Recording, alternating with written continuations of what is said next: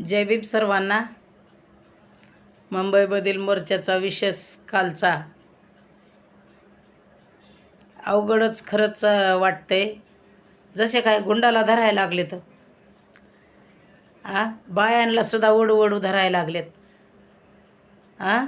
त्या ठिकाणी सर्व पक्षी, सर्व संघटना, सर्व बौद्ध समाज एकत्र येऊन आंबेडकरी घराणं त्या ठिकाणी आणि ज्या वेळेस महाबोधी विहारासाठी त्यांनी मोर्चा काढला, ह्याच्यात काय काय हक्काची लढाई आहे. ती आमच्या अस्मितेचं प्रतीक आहे महाबोधी विहार.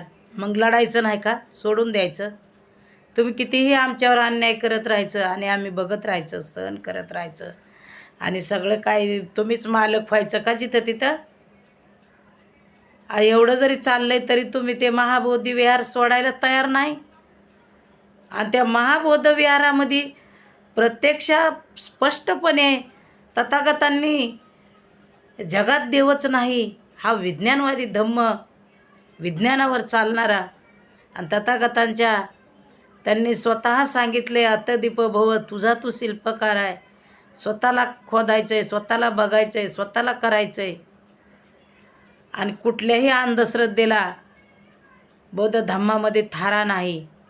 आणि अशा धम्माच्या महाबोधी विहार जगातलं एक नंबरचं. आणि त्या ठिकाणी पाचे पांडव म्हणून तथागतांच्या मूर्तीला बामणं कपडे चढवतात आणि काय काय करतात. अरे हा काय प्रकार आहे? आणि सगळं उघड्या डोळ्याने बघता तुम्ही, तरी तुम्ही पाठीशी घालता. मग तुम्ही यांना हटवाय पाहिजे. एक सुप्रीम कोर्ट असेल, सेशन कोर्ट असेल, सरकार असेल, जे जे कोणी आहे तिथं त्यांनी त्यांना सांगायला पाहिजे की बाबा तुम्ही इथून जावा, म्हणून सोडा विहार. दुसऱ्या एखाद्या मंदिरात एखादा भंती जाऊन बसला तर तुम्ही सहन करणार का? नाही करणार. मग कशाला एवढं बळदाटी येत आहे? साप चुकीचं आहे या लोकांचं. खोटं बोल पण रिटून बोल. अजूनही तुमच्यातली मनगाटशाही, दादागिरी ही जात नाही म्हणतात, तेवढंच खरं आहे. आणि तुम्हाला स्वतःचंच भरलं पाहिजे पोट, स्वतःचीच पोळी भाजून घ्यायची.